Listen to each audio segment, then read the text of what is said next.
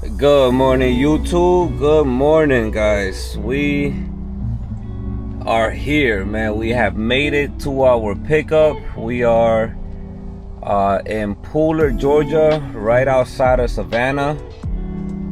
We came here to JCB, picking up some tractors, picking up some, they're called telehandlers. I'll show you to them in a little bit, but yeah, guys, we are here, man. We are here, top of the morning. We just finished our drive we came from Florida. Obviously, you know, we deadheaded. I delivered out in Miami area, that big oversized load. And then I kept driving yesterday, I mean, stopped, ran out my clock, and then drove like 3 more hours today. And we're here. Sometimes you gotta deadhead, guys. I'd rather deadhead out of Florida and always come to Georgia than to pick up some really nasty, low-paying freight from down south Florida. But once you get to like the Tampa area, once you get to like mid-Florida and up, you can start getting some decent freight. But if you just keep going up to Georgia, you get even better freight. But you know, you got a deadhead, so you spend a little bit on fuel. But anyways, guys, this is where we at now. So we just got a couple of trucks ahead of us. As you see, I counted almost 5 trucks. So we got a couple of trucks ahead of us. And yes, I already went in and checked in. Well, there's like a little number you call to check in. And they told me, yeah, just wait behind everybody. But these guys are moving kind of slow, man. Definitely kind of slow. Well, okay, so that guy just moved in. So technically I got, how many? 1, 2, 3. I got 4 trucks ahead of me. So let's see how that goes, guys. See how quickly we get this done. But let's go back to the truck, chill out for a little bit. See you guys in a bit. Guys, while you guys are waiting to get loaded, you know you gotta use your binders and your chains. Just try to have everything already out. Don't be one of the guys that are just sitting inside the truck the entire time waiting to get loaded, and then once they call you up to get loaded, then you start taking all your stuff out.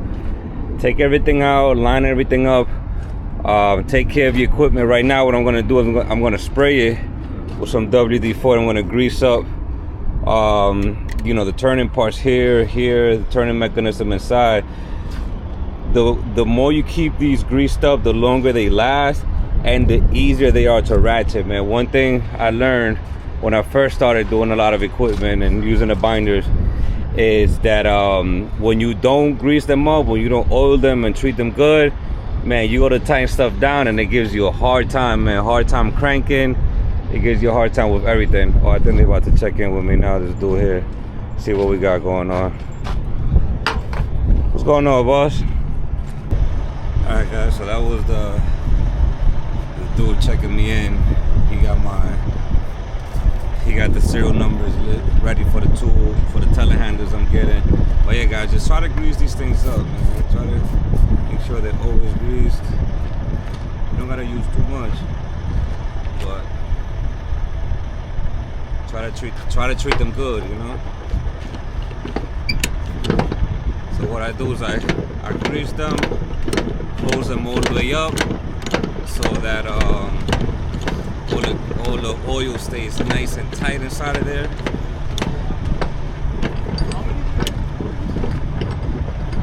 And then from here, now I leave it open, prep for securing. Go like this.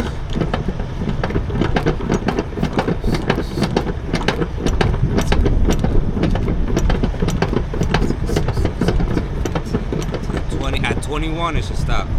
21, that's it. And then what I do, knock it in 3 times. 1, 2, 3. That's ready to be loaded. So take a look at the difference, guys. Look at this. Look how nice and oiled up, nice it looks. That's ready for smooth operation compared to this one. Look at this one. You see that? That's gonna give me a hard time cranking down. It's gonna be stiff. It's not gonna budge. And all it took was just a couple of minutes while I'm waiting. I mean, I'm literally waiting anyways. So I would have just been inside the truck, not doing much right now, probably on YouTube looking at whatever. But instead of doing that, why don't we just take the opportunity, get out of the truck, line all your equipment up, grease up all your equipment, oil it up, whatever terminology you want to use. Make sure everything is smooth so that when they call you to get loaded, in and out, in and out. I don't know the weight of these telehandlers, but I'm assuming I probably got on my BR. Let me look in a little bit. But I'm assuming they're not too heavy. I probably try to do 1 chain, 2 binders for the front, 1 chain, 2 binders for the back, and that's it. We'll do that twice. We'll do that for the first telehandler, then we'll do that for the second one, and that's it. We should be golden, good to get loaded. Let's take it up out of there, man. But yeah, guys, let me finish up and see what the hell's calling me now. And don't worry about my Columbia hat. Hold on, I got somebody from Savannah calling me. That's probably them. Get you guys up. Hello. Binders are all good, all greased. So 4 binders for the first telehandler, 4 binders for the second telehandler. And should be using 4 chains. 1 chain for the front, 1 chain for the back, 1 chain for the front, 1 chain for the back. So hey guys, we're all set. Now I'm still here waiting, man. Like, this thing is taking forever, bro. But yeah, we all set up, and I got like 2 more trucks behind me. Actually, it's the 3rd one now. But these guys taking a sweet old time, man. And I have something to do. I have to be back home later today, man. But it's looking real tight right now. I mean, I may make it home today, but the time that I need to be home by is what's bothering me a little bit right now. But let's see how fast they could get me in and out of here, man. All right, guys, let's check in once I get called in to start loading. Hey guys, we got a major holdup. Bunch of trucks lined up.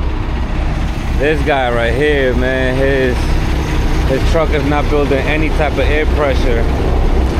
So he's literally stuck on the ramp. He's already loaded. Nobody can get loaded because he's stuck on the ramp to load. He can't build any kind of air pressure. His brakes are locked in. I was over there trying to give him a hand, but nothing is working. So, you know, he's just like, hey man, like, I'm gonna release the trailer. I'm gonna try to move my truck to the side. Can you hook him to my flatbed? Can you hook him to my flatbed and just pull my flatbed out the way so at least everybody can get loaded? So that's what I'm gonna do, man. You know, we gotta help each other out as truckers, man. I could have just easily stood in the truck and just watched him struggle, but I'm gonna try to help him however I can. I'm gonna drop my trailer now, and then I'm gonna move his trailer so that way the other dude could get loaded. And then if the other dude could get loaded, then I could get loaded, and then he could, you know, deal with his problem and call roadside assistance to come help him with that. But you know, we gotta do our thing in the meantime. But yeah, guys, let me unhook from here. I may have him pull the flatbed in a little while, man. But let me drop my step deck and let's pull that flatbed for a little bit. Let me see if he's able to move. All right, he moved it. All right, he moved out the way. So let me go hook on over there, guys. Be right back. All right, guys, how do I look with a flatbed? Amigo, dígale hi a YouTube. Tengo un canal ahí. Ese es mi amigo cubano ahí. How I look with a flatbed instead of a step deck? Look good, right? Yes, sir. All right, guys, let me unhook over here and get back to it. Look at my poor baby. Mira cómo se me fundió eso allí. Antes de ayer, los dos lados, como un oversized load de 14. No me dejó doblar. Alright guys, let me finish up here. Alright guys, we just finished bringing his flatbed over there, so he's still, you know, got to deal with his issue, and hopefully it'll get resolved quickly. But like I said, he was blocking this side, so at least I was able to pull him out the way. And you know, now we were able to open up the space for the dude in front of me, he already got loaded and left, so now it's my turn. But you know, that's what I'm saying, guys. Like, sometimes, man, you just got to get out the truck and try to help your fellow truck driver, man. Like, all of these guys back here, man, everybody else that was getting loaded over there, you know, everybody was just there in the truck, just watching everything, just like, oh, just watching, not trying to help, not trying to give a, you know, not trying to give a helping hand. I went over there just to see what was going on, and then he just asked me, like, hey, man, you think you could pull my trailer if I'm tired? I said, yeah, of course, man, let's make it happen. But when you go with the intentions to help, you help with whatever you can. I didn't go over there looking for anything but just to try to help, and then by helping him, I was able to help every other driver and get everybody was able to get out the way. I mean, you know, keep it moving. Now we got my man loading me here, so we got 2 of these bad boys coming in.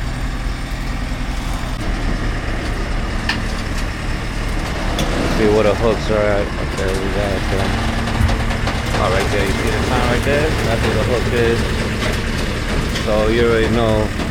I'm doing 1 chain, 2 binders for each side, securing the boom, securing the boom part over there with oh, let me bring this down fast.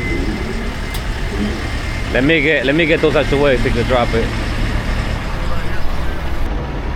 We got the second one in, so 2 stop load. First stop, 1 part of Texas. Second, yeah, we good there, boss. Yeah, we good. Yep.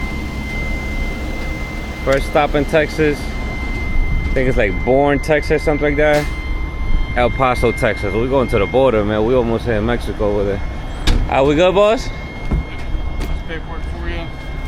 So you have the one going to Bourne, which is this one. And this one, El Paso. this should be the one that's going to El Paso. That's the one thing they sent me. It is good to ship. Okay. So I just want to let you know about that. This one says Bourne. Okay, so one says Bourne, one doesn't. All right. Yeah. But all you do is sign a top copy of each one. You'll give to the guard check on the way out. Sign top copy, give to the guard check. And then just pull off one side anywhere you can find over there. Start chaining up there. I appreciate you, man. Sure. All right, guys, get up out of here. Yeah, man, you had that one truck stuck here for a little bit, man. I was able to help him pull him out the way. Yeah. To clear, because you guys only have the 1 ramp. I appreciate it, man. All right, guys, let's got our BOLs. Let's get these chains, these binders on. Let's get up out of here.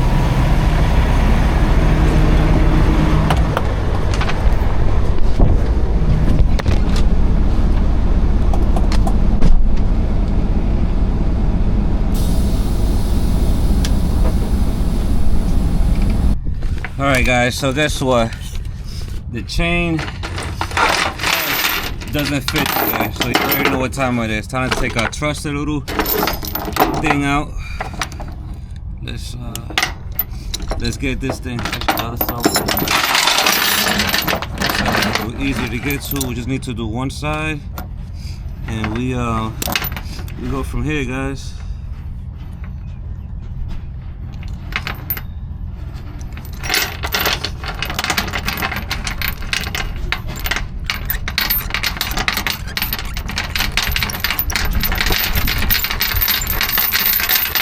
I hate when they do this. Like, why not make the damn thing big enough, you know, to fit it good? Alright, guys. Take this off. Let me show you guys what I'm talking about. So you see this here? No bueno. So you gotta take it off, put the chain in and clamp it back on. Just do it for one side though. Let's where did it go? One side here, right here. So you're gonna move it through here.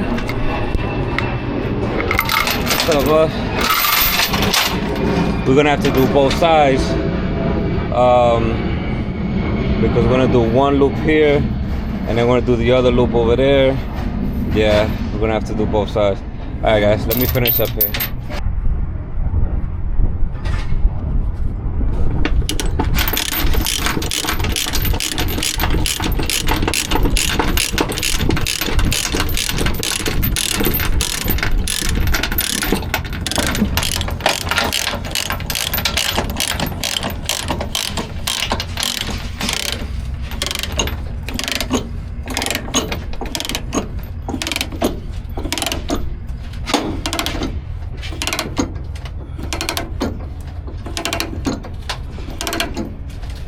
All right, guys, we secured the two front. Now let me show you this. Look at this hook. Look at this hook. Look at that chain head. Look how easy. Perfect. This one, no problemo. Hook it on. Easy peasy. Lemon squeezy. Just like that. We don't gotta take off the head, none of that. That's perfect, guys. So let me ride to diesel.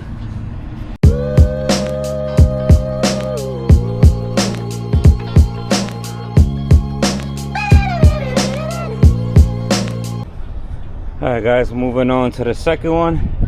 First one is all secured. See if we can fit through here. Yes, we can. Now we're moving on to the second one. Easy peasy. The head actually fit through there. I didn't have to take it out or anything, so that was all great. So for this one, I'm gonna do the same concept. Put it in down here. Now I like to secure to the little chain pop outs in the trailer, but I don't have any more left here to pull this way, so I'm gonna just do it here. This has the stake pockets have the same rating, like we're good, we're legal on that. I just like the chain. The chain one is just a little bit cleaner for me, but we can just hook this bad boy on to right here. I'm gonna do it here. I'm gonna do it like that. Perfect, just like that, guys. See what I'm saying about having your chains, your binders all ready? My binder was ready to go. All I have to do is just connect and go from there. I need to get up out of here, man. I'm trying to do this quickly and safely as possible, but I need to get out of here. I gotta get home. Got the whole fam waiting for me right now. Got a little event with the little one. Let's go get our other binder. Got an event with the little one today. Little father-daughter dance. So we're gonna go. Man, we gotta be there by 6. Man. It's gonna be a little tight, but it's like 6 to 9 or something. Even if we get there a little bit late, I'd rather just get there than to not get there at all. Oh, man, it's over there. So you guys, let's finish up with this bad boy. I'm gonna finish securing the whole thing and then talk to you guys a little bit. All right, guys, so we on the last part. 2 more binders left. I was just about to start complaining, like, man, whoever designed this crap don't know what they doing. They don't design it with the trucker in mind. I was just about, cause look how small that looks. Nope, perfect design. Look at that. Whoever did this first one, perfect. Whoever did the first one though, that was just disgusting. I don't like to have to take.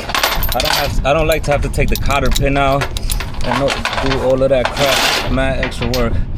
But yeah, guys, let's finish up here so I can get up out of here.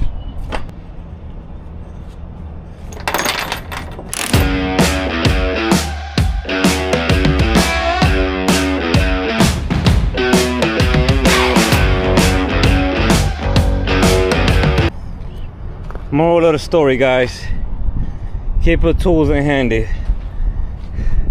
You can't be a step decker without one of these bad boys, because some of these things, you know, just won't fit through the hole, you know. That's what she said. Well, let me stop. I'm gonna keep this PG. You guys know about The Office. If you know about The Office, if you know, you know. That's what she said. My man Michael Scott, best show ever made. But here, guys, let's put these tools back. That binder, I'm getting rid of that binder. Binder's broken. Need to get a new binder. Put these. Let's tie up the chains and put our 2 straps. And I'll see you guys in a little bit. All right, guys, we are all secure. Strap over this. 1 chain, 2 binders. Excess chain wrapped up, bungeed. Same thing for the back. 1 chain, 2 binders, excess chain secured, bungeed up. Got our strap over the boom, the lift, the bucket, whatever you guys want to call it. Same thing here. This one even lighter than that one. But we're all done, guys. We're all done. Everything's secure. Chains are set up properly. Everything is tight. Now let's get up out of here, man, because we are running late. We got a straight shot drive, about 4 hours home. Get home before 6, hopefully. See how it happens, man. But let me go say peace out to my man, my Cuban dude, and then take you guys in a little bit.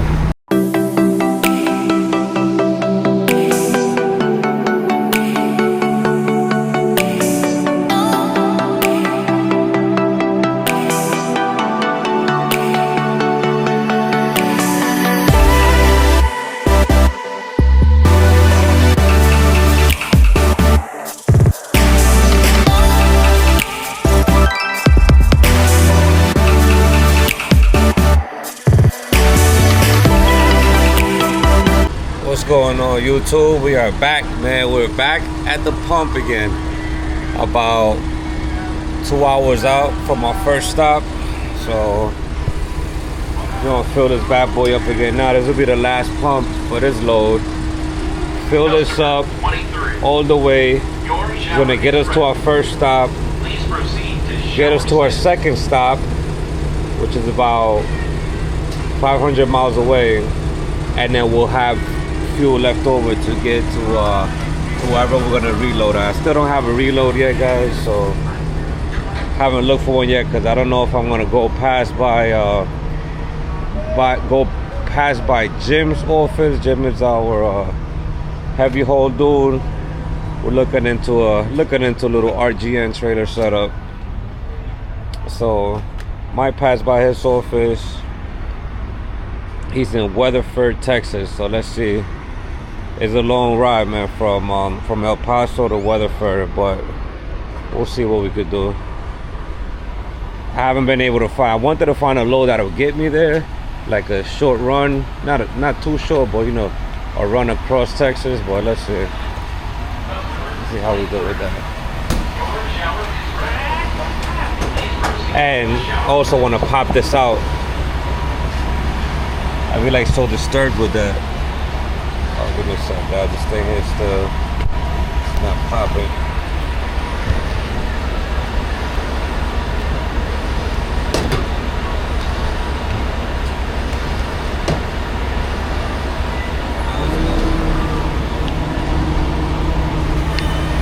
Yeah, guys, so let's take a look.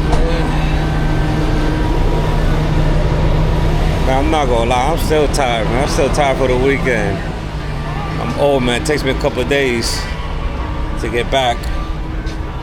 Okay, yeah, we good, man. We good. We're all done.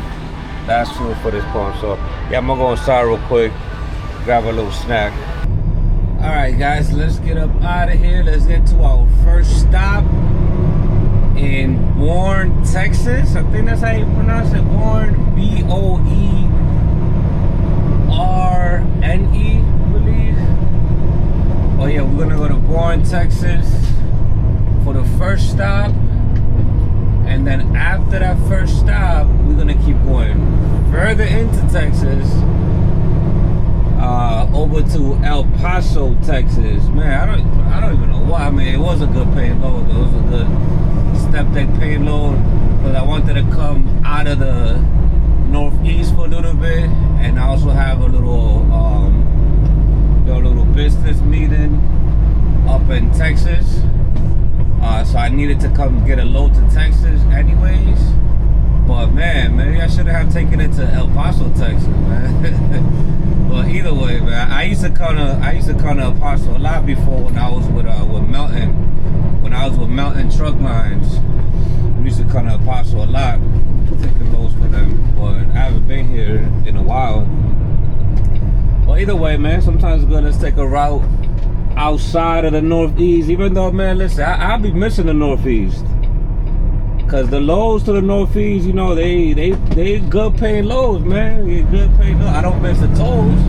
I haven't got no tolls in a while, no toll bills in a little while, so that's good. But yeah, as far as everything else, man, listen, if you already know how to navigate the Northeast. As you guys know, I'm from the Northeast originally before I moved to North Carolina. So I pretty much know how to navigate my way around the Northeast, and I take loads all the time. I take loads to Brooklyn, Queens, and then, you know, also upstate New York, New Jersey, Connecticut. You know, that's just where I run. That's it. I don't really know how else to explain it. That's where I run. That's my lanes. But yeah, we're gonna be out here in Texas for a little bit, trying to see how I can make it back home, if possible, for Mother's Day. We got Mother's Day plus my brother, who is moving to North Carolina. He's moving this weekend coming up, and I told him I was gonna help him with the move. Told him I was gonna be home, but I already spoke to him yesterday. Say, hey, there's a possibility I might not be home. He said it's all good. I mean, either way, he bought brand new furniture. He just had a little bit of stuff, a couple boxes in a U-Haul truck. But he said he could manage. He still got my father with him, my other people with him. So, but I do want to be there though. I want to be there to help him, and I want to be there for Mother's Day. So let's see what I could finagle to get back up, and from there keep going. But yeah, guys, let's keep it pushing, man. Let's keep driving. Let's keep getting forward, and we'll see how we get here. See you guys in the drop hole.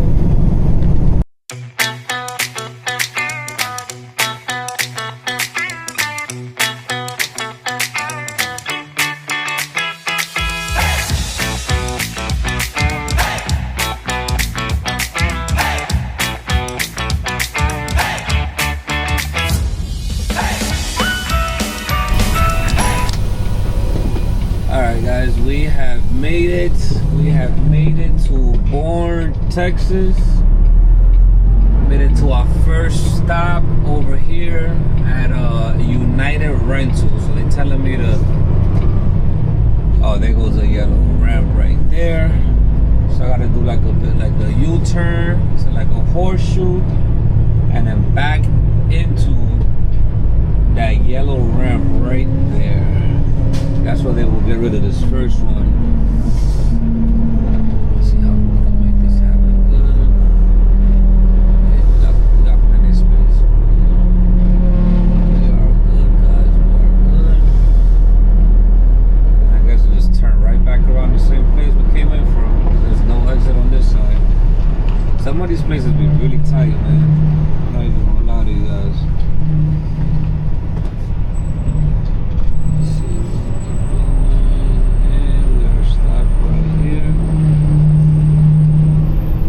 Alright guys, let me back into this. See you guys in a bit. Alright guys, we are backed in. Let's I don't think this is locked, is it? Nope, it's not. Let's get our handy gloves. Let's take these, what I got? 4 binders, 2 in each corner, 2 chains. Alright guys, let's get to it. Hurry up over here. So they're gonna take this first little one over here, obviously. Back that up right under the ramp. Right here, United Rentals. Alright guys, we got our binders off. Still gotta pack everything in. I'm my man taking this off right here. Took off that one strap, that's why my bar's out here. And yeah, we good. We got this guy taking this off. Easy peasy. Easy peasy, lemon squeezy for that. Yes, sir.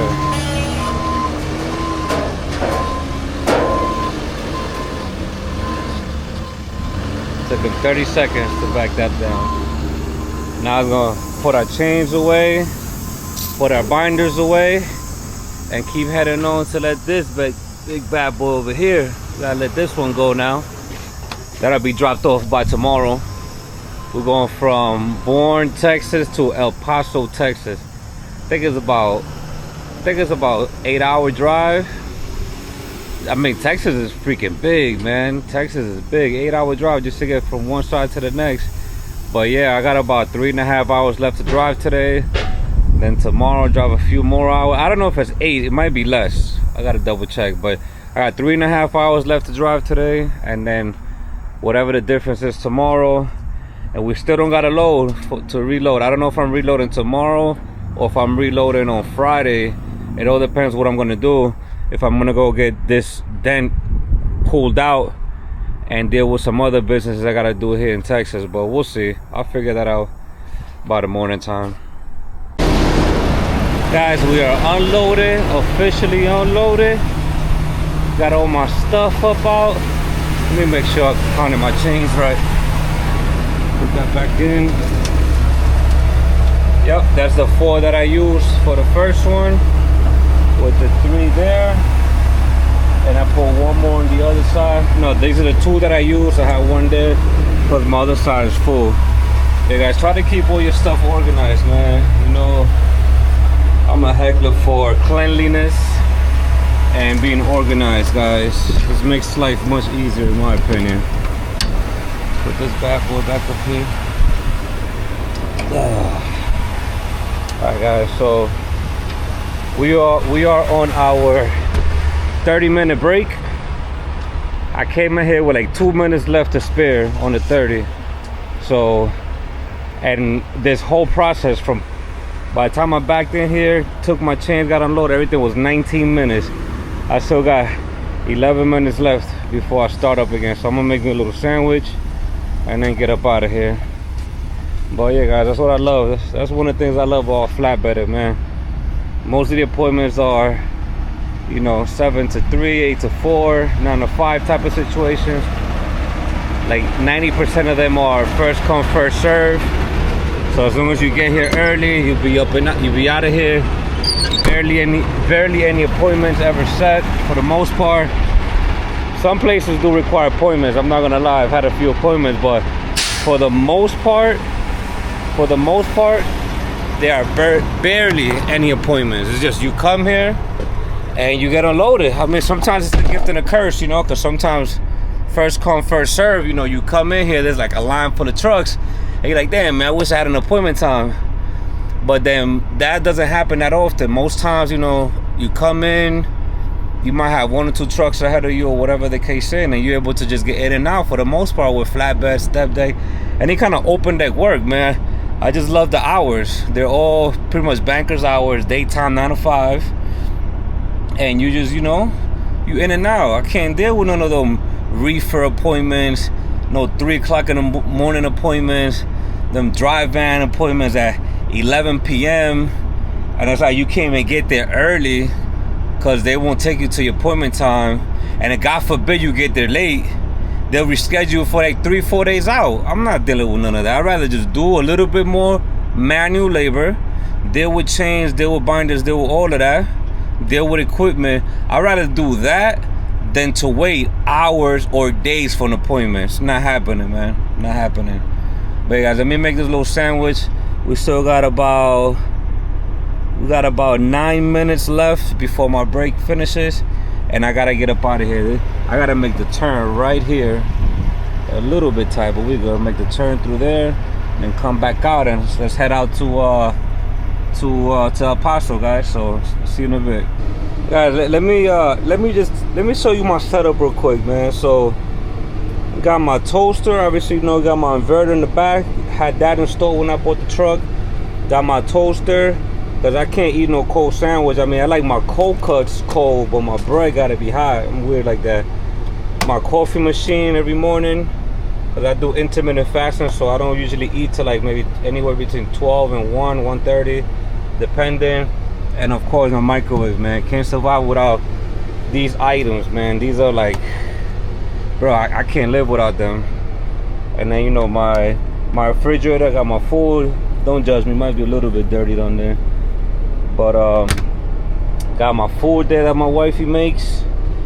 And usually instead of going and buying whatever stupid lunch, whatever, I always make my sandwiches. Got my granola bars, got my fruits, and that's it, man. I'm very self-sufficient in this truck, man. I don't need a truck stop for nothing, absolutely nothing. And if I do stay out on the road with you guys, because it looks like I might be staying out this weekend, I'll show you guys what I have up here, which is to cook. I got my portable stove. I'll go to Walmart and I'll buy some food. I'll buy some steak and some chicken, and I'll make me a good 5 to 6 plates for the week. I do a lot of meal prepping, and you know, just trying to stay healthy, guys. Trying to stay in somewhat of a shape.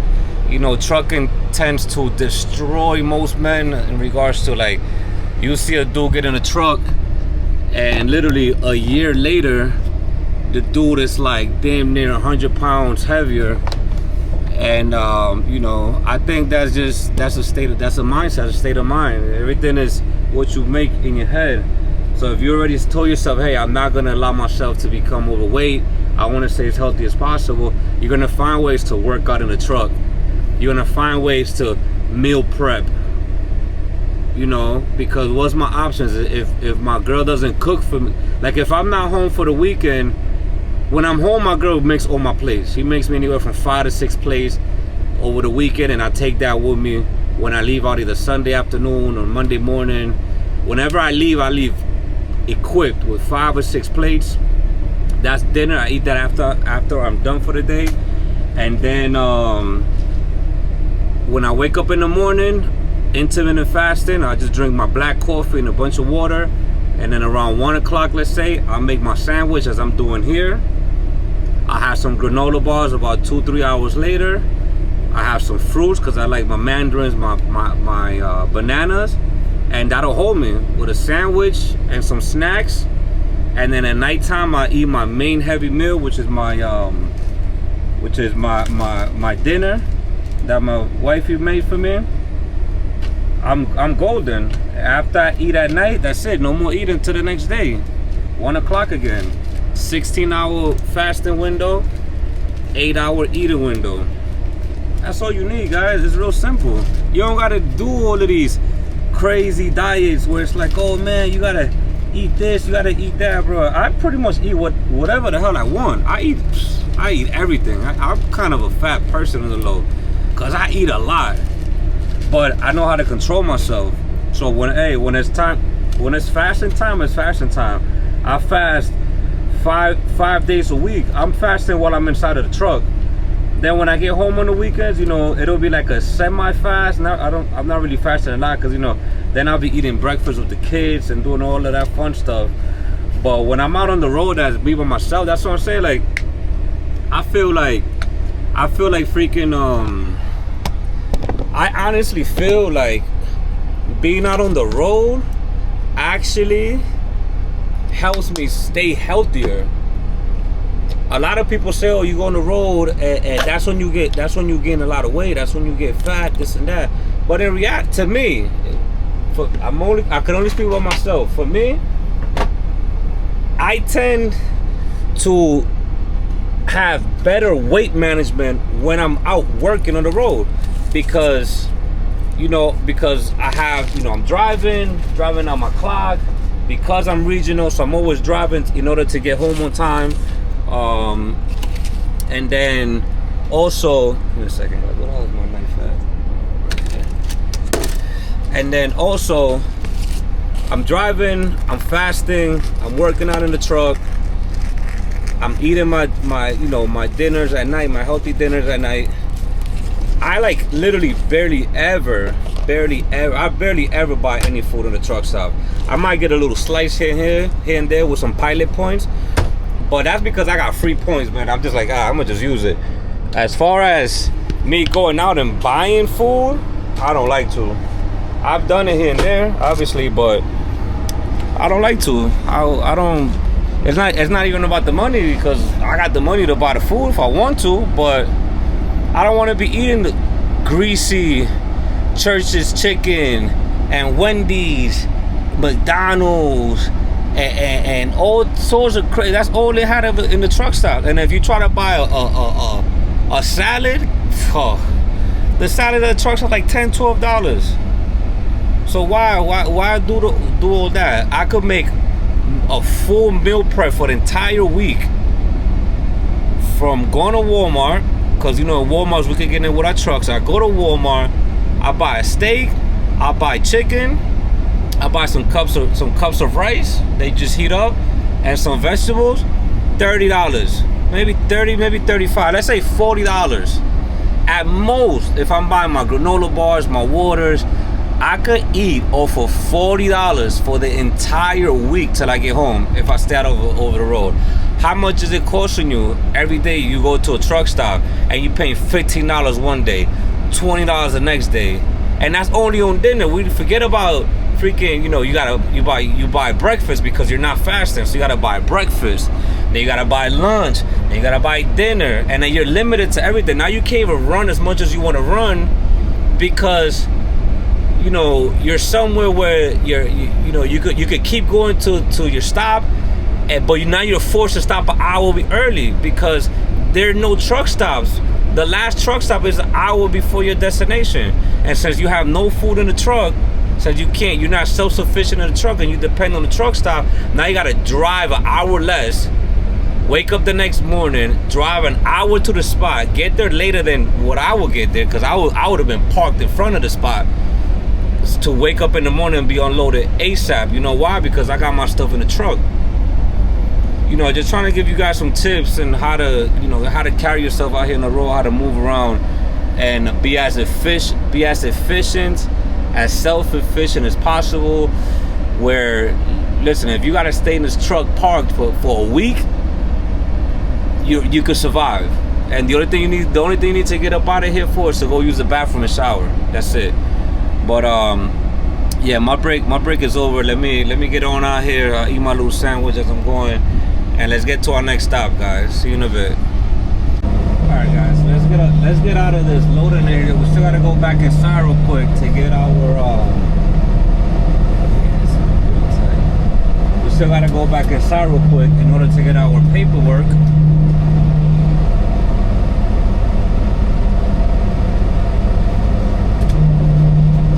Let's see.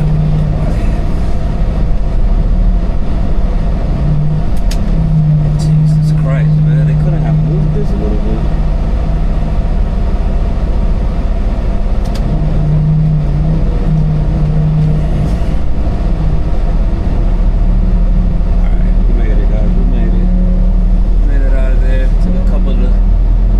Adjustments. Let me make this wide turn up out of here. Stop in the front office, get our paperwork, and you guys move on to the next. We made it. Yep, we cleared that. So we did. So we hit that sign right there. Made it. As I say, listen, this truck is good on turns, man. That's why.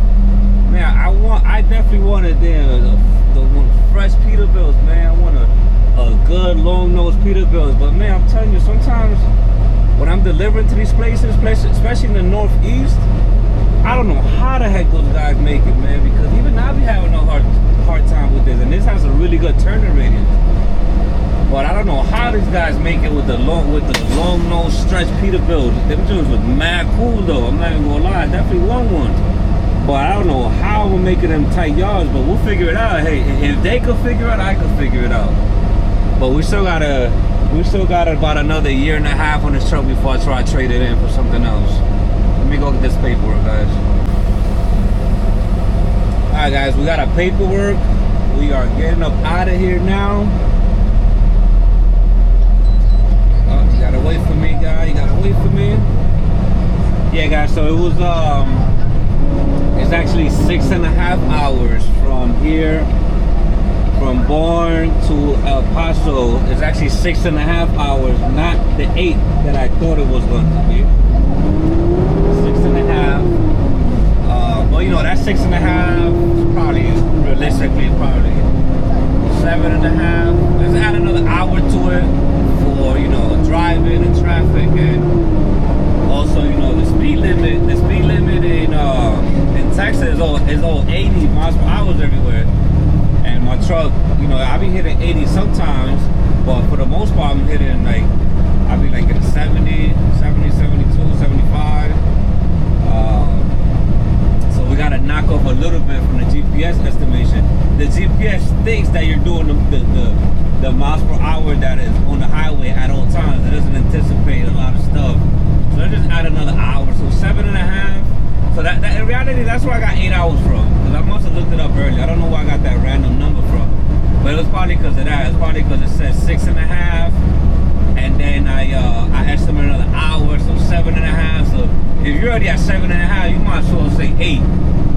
Every time you're talking to brokers and agents and estimator and ETAs, always add more time. I always try to add another hour, hour and a half, sometimes 2, depending on what city I'm in. But yeah, guys, let's get to it. Let's get on down the road. 3 hours left to drive, and then a few hours tomorrow we're delivered. And like I said, I don't have a load yet because I don't know exactly what I'm doing yet. But I'm gonna find out now within the hour what I'm gonna do. If I'm gonna get loaded or stay empty and fix the truck. Let's figure that out. I already have agents calling me, but they already see it when you want to be empty. And if they see that you don't have a load, the CRST agents, if they see that you don't have a load at the moment, it's time for tomorrow, they'll start calling you. Hey, I got a load around here, I got a load around there. You get a few phone calls. I mean, I guess if you're good with the brokers, I don't know if they do that with everybody. I know they do that with me. Can't speak about anybody else. But yeah, guys, let's get on down the road. See you guys in a little bit, all right?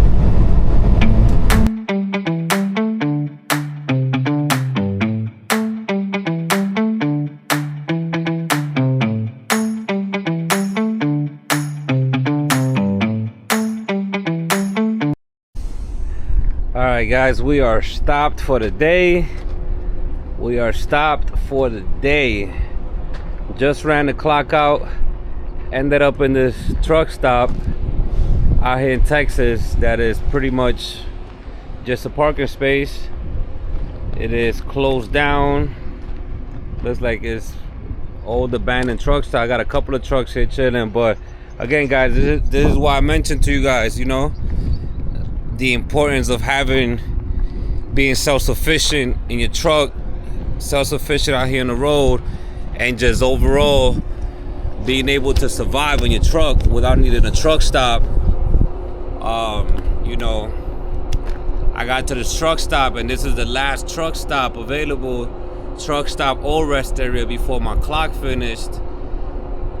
There was a Love's about 40 miles back, but I didn't want to stop 40 miles earlier when I could have kept driving.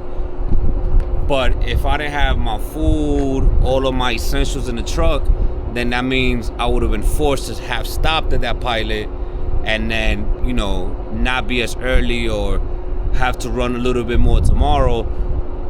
While tomorrow I just want to just get as close as possible, deliver the load, and then head towards the next load. So that way I have as much driving time tomorrow, especially if I'm planning to get back home this week. It's going to be a tight run. So I want to make sure that I have as much driving hours as possible for the next 2 days.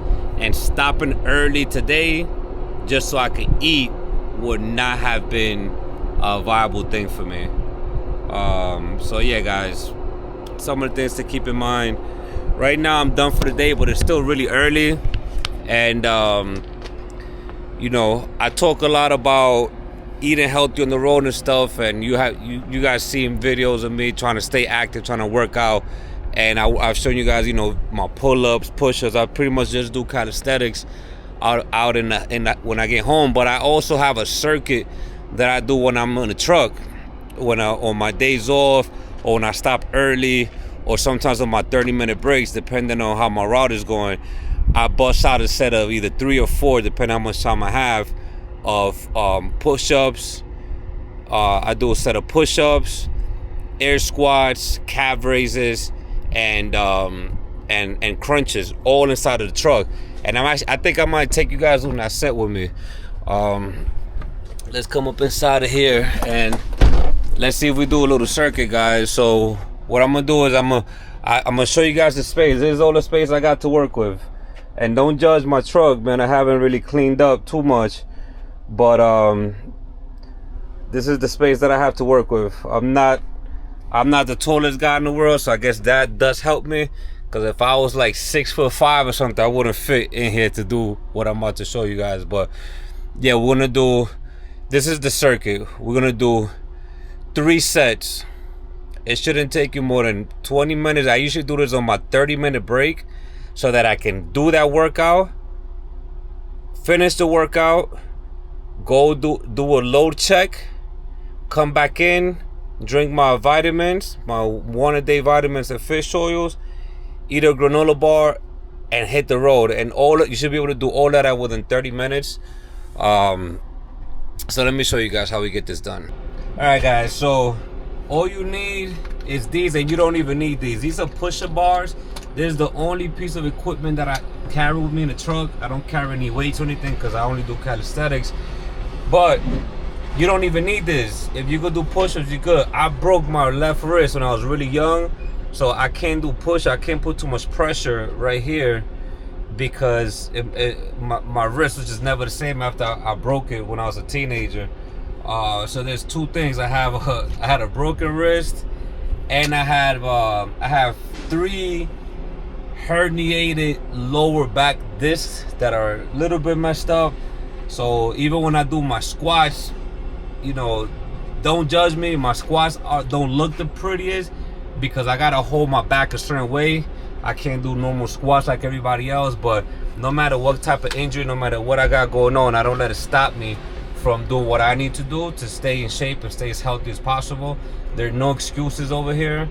If you can't do regular push-ups, that don't mean, oh, I'm never doing a push-up again. Bro, if there's something wrong with your wrist, just grab yourself a push-up bar. With these push-up bars, you're able to do your push-ups like that, and you just keep your wrist straight as opposed to having that bending motion. So this is why I use these. If there's nothing wrong with your wrist, you could just put it down and do your pushes regularly. But pretty much this is how we're gonna do it. My circuit revolves of, I do 50 push-ups with 25 air squats, 50 calf raises, and 25 crunches. So what does that do? 50 push-ups for the upper body. Let me put it over here so you guys can see me a little better.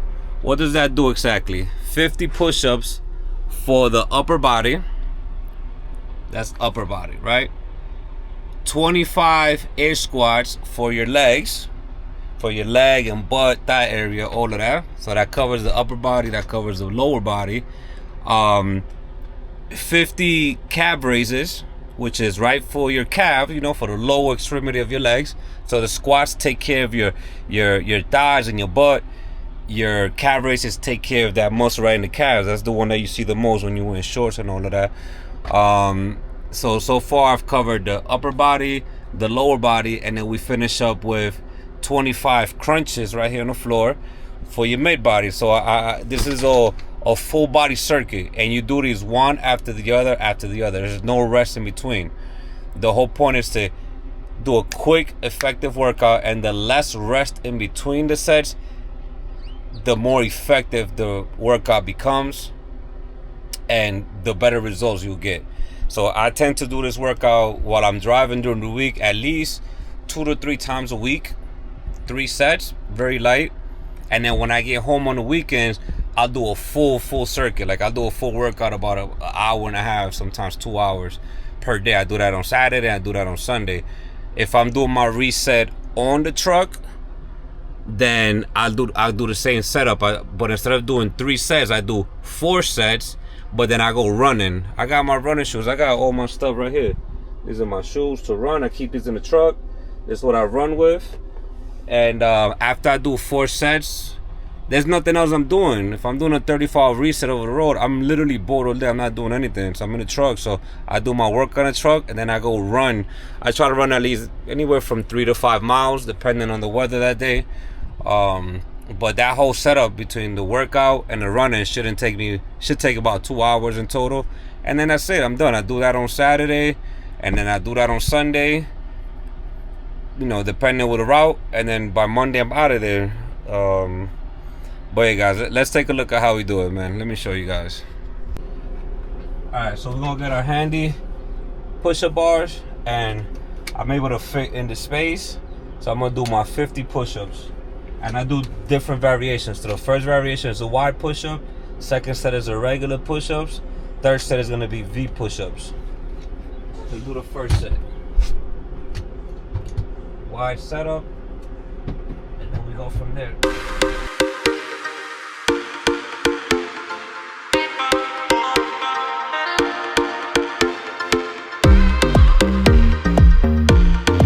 All right, guys, so that was first set. That was 50 push-ups. So after the 50 push-ups, no rest in between, set yourself up properly, and let's do some squats. 25 squats.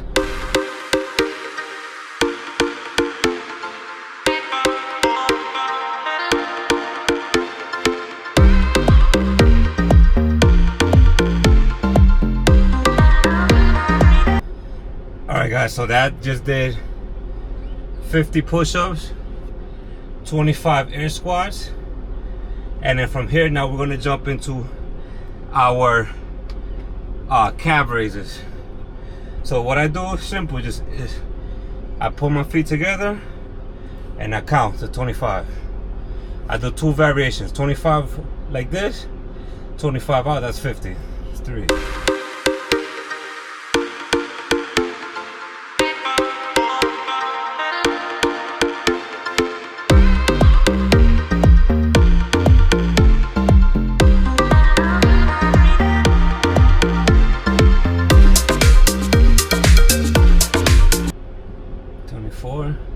That's 25.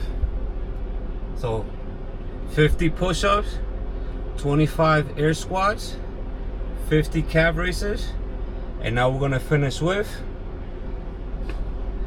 25. I don't know if you guys can see me good from there. 25 crunches right down there, and we're gonna go from there.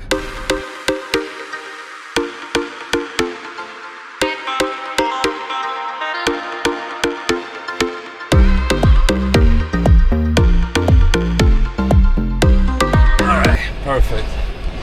So that's the circuit. That is the circuit. That is the circuit of a lifetime, guys. You do that at least 3 times. I'm gonna do it 4 because I'm not in a rush right now. I'm done for the day. So I did, that was my first one. I'm gonna do 3 of those. So I'm talking about do 3 to 4 of that exact thing. Look, I'm already a little sweaty and all that. I'm gonna turn on the AC. You know, I'm not gonna show you guys me doing a full 4. I just wanted to show you guys the setup where you don't need to go to the gym. Obviously, you know, if you can make it to a gym while you're on the road, that's good. But, you know, I've seen a lot of Planet Fitness where there's issues parking for trucks. And I just, honestly, I just don't want to go out of route to go to the gym. Especially for me, since I've adopted a life of just calisthenics and fasting. Those 2 things together, fasting, eating healthy, and calisthenics, natural body weight, push-ups, pull-ups, dips, squats, crunches, natural body weight, movement, and exercises will get you right, guys. It will get you right. Just if you stay consistent, anybody could go to the gym and lift 50 pounds or 50-pound dumbbell, but not everybody could go to the gym and lift their own body weight. I've seen hella dudes in the gym that are super stocky and they can't lift up their own weight. They can't do a push-up to save their lives. They can't do a pull-up to save their lives. They can't run that 1 mile. And it's like, I feel like I like the idea of a full athlete. I like to be fully athletic. I like being able to run if I need to go run. Pull myself up if I need to pull myself up. Knock out a bunch of push-ups, I need to knock out a bunch of push-ups. Now, I'm not gonna be able to go to the gym and, you know, bench press 450 pounds. I used to before, because I used to go to the gym before a lot, but ever since I started trucking, like, I had to adjust and adapt to my way of life out here on the road.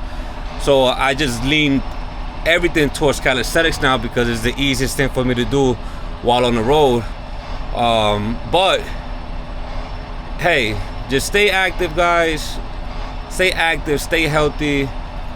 I show you, I have limited space. I don't have a super big truck. It's not like I have all the space in the world, but I make do with what I have. And I'm sure that in your trucks, you guys can find a way, straight, horizontal. I'm pretty sure you can find a way to do a couple push-ups. I'm sure you guys have enough space to stand up at least and do some squats. Or if you know, if you want, just go out the truck. All of these exercises I could do outside the truck, but I don't like doing it outside the truck because I don't like a bunch of people looking at me crazy. The truck sides be all dirty, people pissing on the floor, so I don't do it outside. But if I wanted to, I could do it outside. But I have sufficient space in the truck where I could do it in a nice climate control set. I could turn on my AC whenever I want, and you know, we could do good. We could do good stuff, guys. All right, guys, we are finally at our last stop here in Sunbelt. And yeah, guys, we are finally getting unloaded. Part 2 of this delivery has been unchained, unstrapped, and being brought down the ramp as we speak, guys. So this is it for our El Paso trip. And right now I don't have a load yet, guys. I don't have a load. I'm still trying to figure out where I'm gonna get the next load from. But yeah, let's see. I mean, there are plenty of options available, to be honest. I just don't know yet what I'm gonna do. If I'm gonna just stay empty and go try to work on this truck to fix the dent, or if I'm gonna just get a load, go back out towards the house, and then deal with the dent later on. Just trying to figure it out. But yeah, right now, this is where we're at. This is our unloading process. And it stood a little higher. And it's gonna climb right up on top of that. Yes, sir. There we go. Perfect.